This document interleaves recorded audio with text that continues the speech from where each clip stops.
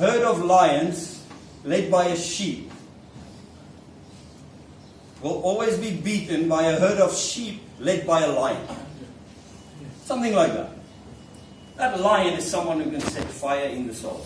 Well, I guess he scares the daylight out of the sheep, so they just do it. However, that is inspiration.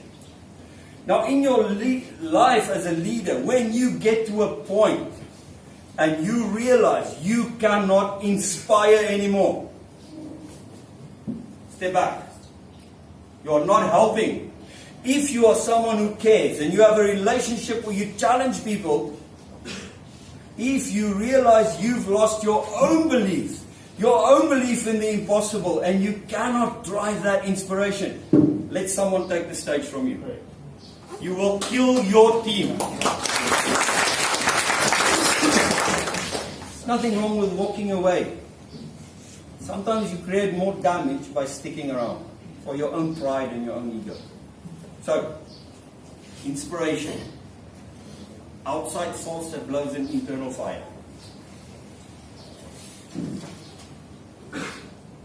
Building trust.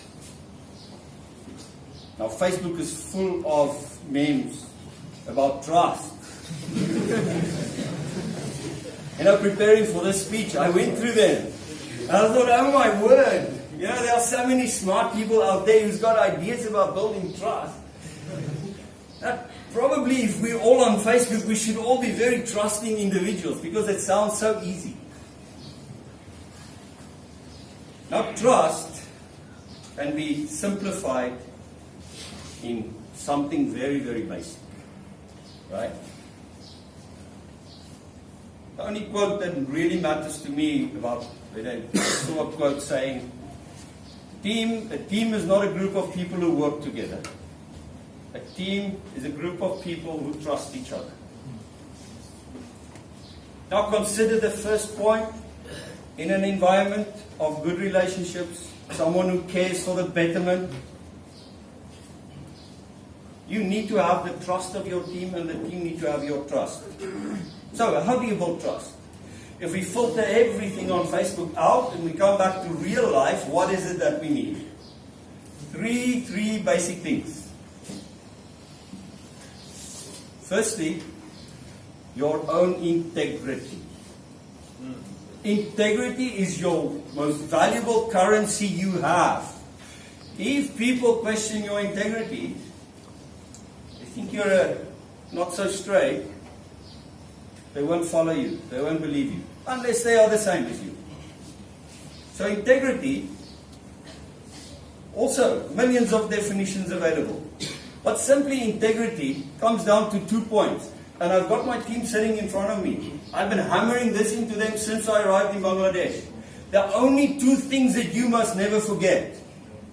Don't lie, don't steal. What comes out of your mouth, let it be the truth. People hate the truth. They will call you abrasive, they will call you many things, but the truth matters. I'm not talking about being diplomatic. When your girlfriend asks, does this dress make me look fat? Guys, don't say anything. When the boyfriend asks his... Okay, let me not go into that.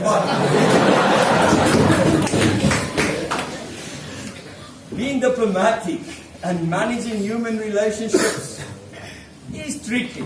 But when it comes to the important things in life, don't lie, don't steal. If you're building a career, if you're building your life as a leader, people must know they can believe your words. Okay, secondly, so first, integrity. Secondly, do as you say. Keep your commitments. If you say you're going to do something by Monday, then do it by Monday. If by Sunday you know I will not make it by Monday, well, speak up and say, you know what, I told you tomorrow I'm not going to make it. Give it till Tuesday. But do not wait till Monday afternoon when the person calls you and say, where is it? Then start waffling off excuses.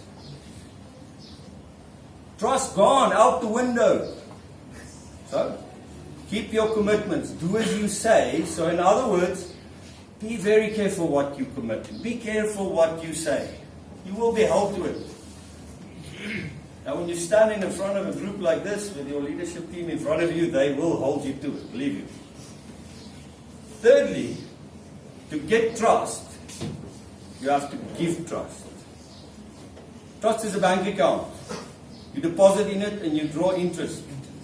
If you withdraw from it, you will pay interest. Okay? If you're in a good, healthy, challenging relationship where you care for the betterment of people, of course, you have to show that you trust them. Trust doesn't mean, if I trust you, that you're not going to make mistakes. Making mistakes and learning is not breaking trust. When you trust someone and they really, really stab you in the back, they really hurt you, that breaks trust. But give trust. I'll try to.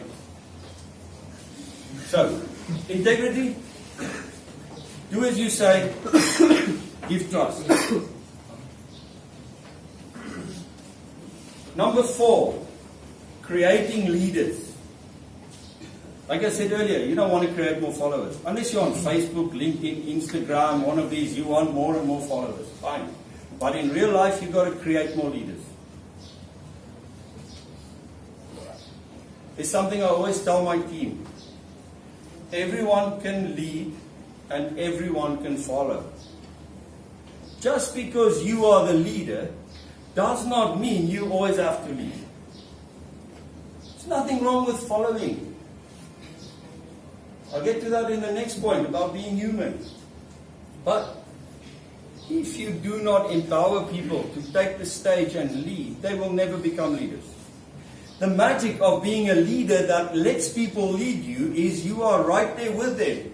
When they fall, you catch them. The relationship I talked about, that is within an environment where you challenge and you protect. So create more leaders. When you inspire people, you give them something to dream about, they will aspire to take the lead. So don't kill it. Don't say, I'm the leader, you stay behind me, I'm the one. Now, culturally, there are some differences. For example, if you're in South Africa and you get to an elevated door, you should let the lady go first. Ladies first. Any doors, you will go first. You come in South Africa and you come from Nigeria or from Ghana, everybody will think you are rude. In West Africa, the man goes first. Not because he's being rude, but because if there is any danger on the outside of that door, I will face it before my love faces it. That elevator is going to fall, it will fall with me first. Now, cross-culturally, imagine the Nigerian getting to South Africa and going into the elevator first, and the South African going, you rude! And he's shocked, he doesn't understand. The relevance of this is simply that when I say lead and follow, as you move through your life, and I hope you broaden your horizons and you go outside, there are cultural sensitivities involved in when to lead and when to follow. In Nigeria, for example, Nigerians are very passionate people. Very committed people. Once they have committed to something, they will kill themselves to get it done. However, if they have not committed, no leader in the world can take them there. Nigerians allow you to lead them, or they don't. And I respect that about them. But once they allow you to lead them, you better step up. You better lead. Because if they find that you are not leading, they will cast you aside and some other leader will step in. So it's culturally sensitive, but in principle, every leader should be willing to follow.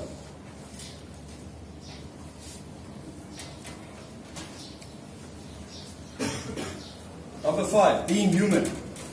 That's very easy. We're all born human beings, right? Yeah. We know what it is to be human. We don't have to learn. We're born like that. Actually, being human is very, very difficult. Being human means accepting that I'm not perfect. Accepting I don't know everything. Accepting that I don't have all the answers. But being a leader that's human means you have the courage to show your humanity.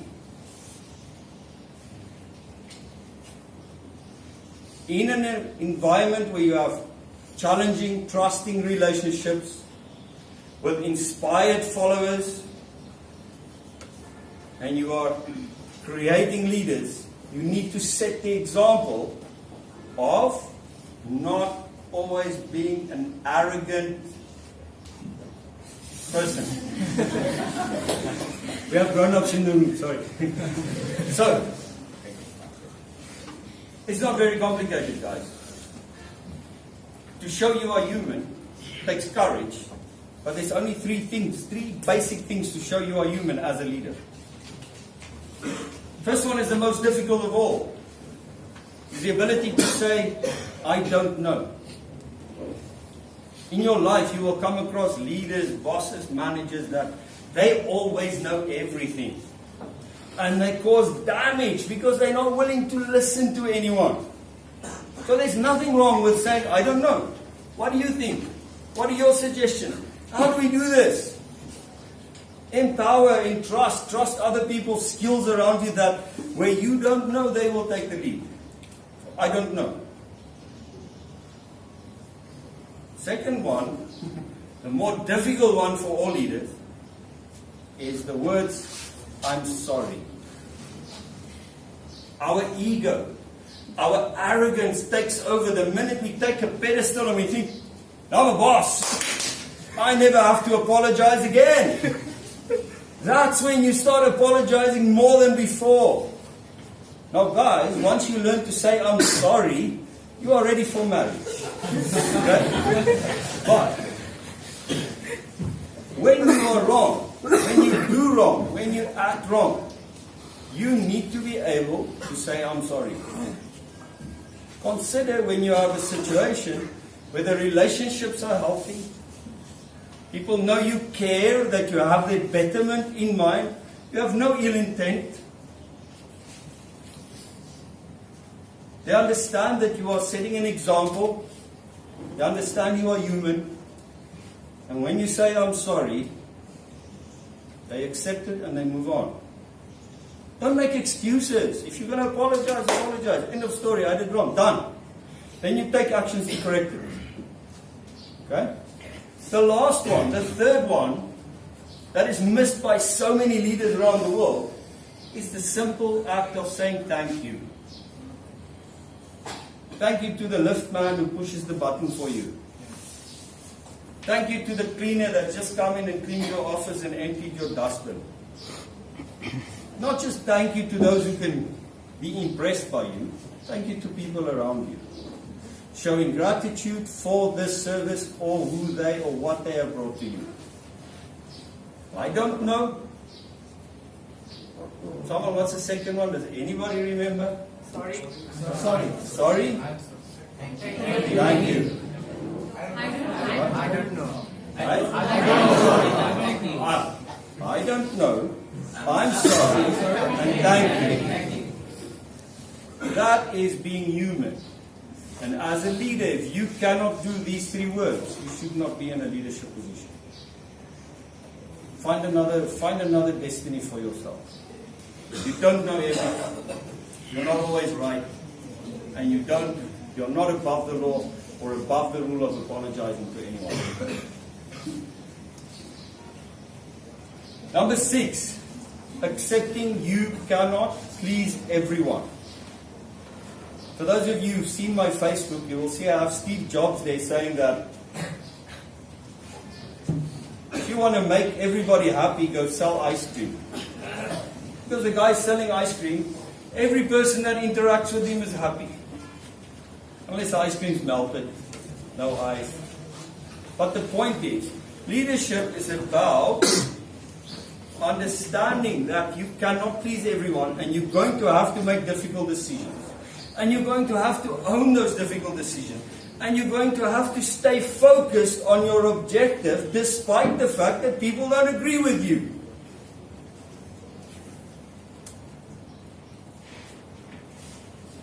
During your career, during your life, you're going to engage with people that look like friends, but they're not. You're going to engage with people that look like enemies, but they are not. You're going to learn hard lessons about people that don't agree with you but don't tell you in your face. Having an honest enemy is worth a lot more than a dishonest friend. There's this bird one day in the northern hemisphere. He's flying in a blizzard. Blizzard is an ice cold wind.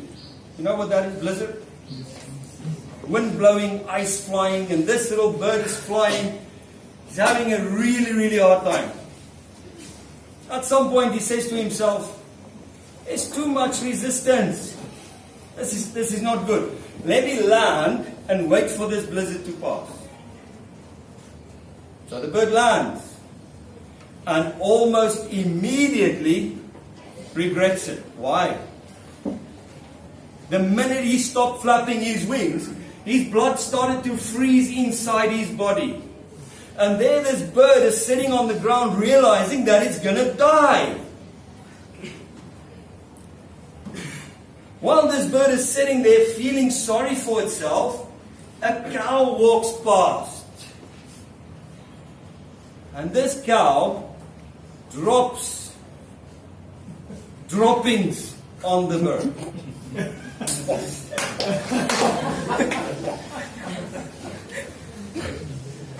You guys know what droppings are. I can't use another word. You know what I'm talking about, right? As a farm boy growing up on a farm, there's a relevance to droppings, guys. In the middle of the winter in the area where I grew up, it got so cold that in the morning there's this layer of ice lying on the ground. So the night dew freezes and then you have this white layer lying on this dirt and grass everywhere. Now, a farm boy without shoes walking to school, that's a problem. Because after every few minutes you really start losing sensation in your feet. And although it's cold, it burns like fire. Ice burns. Now, you're a 6-7-year-old farm boy running to school. And on the way to school, there are some camps who's got cattle in it. Cows. In a camp full of cows, what do you have? Piles of droppings. So, you are running, your feet are freezing, you spot a fresh pile, what do you do?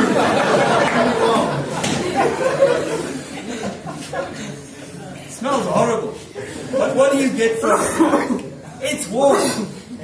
Right, so your feet aren't freezing. Once you are okay again, you run. And as you run, you look for the next pile of droppings. When you eventually get to school and you have 10, 20, 30 farm boys arriving in a classroom, you have a very angry teacher. Because everybody's feet are covered in droppings. Now back to the bird. The bird is sitting there.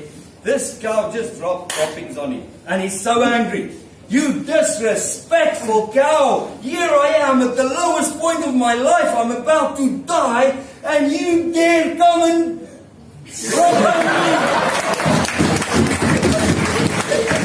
As he's about to unleash all the curse words he can against the cow, he realizes, hey, my wing is moving.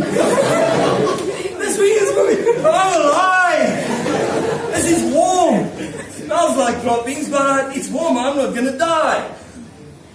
He's so happy that he starts singing at the top of his lungs. He's so grateful he's not going to die.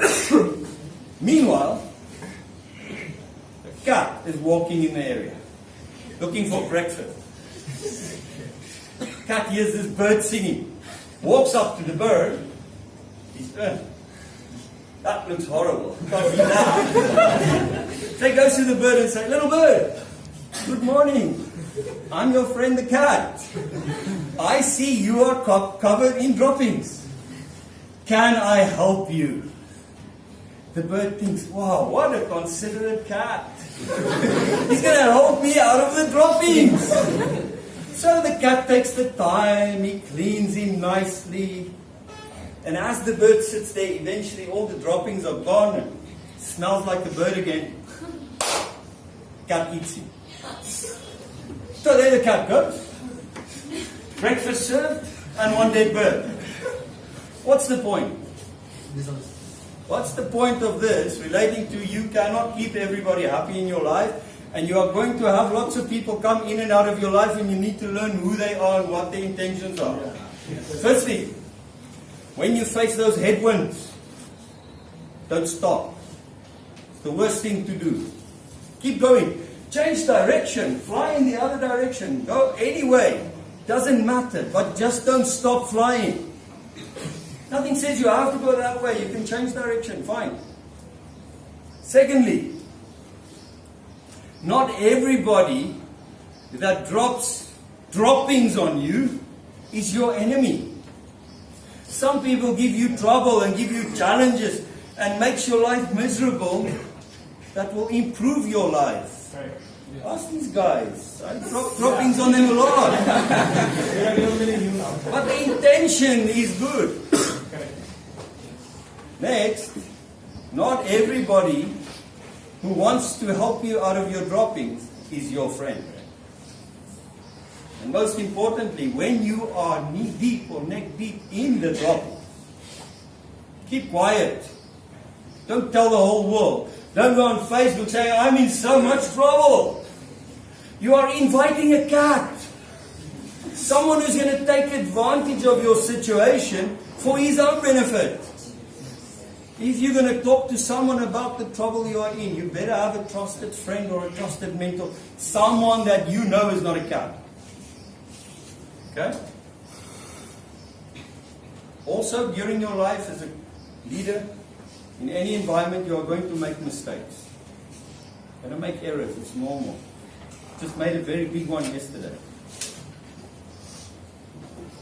When you make an error, some people will respect you for trying. Others will try and bury you. They will use your mistake against you to get rid of you, to kill you, to bury you, put you underground. There was this farmer, dug a well on his farm. You know what a well is? Deep hole, you dig it in the ground looking for water.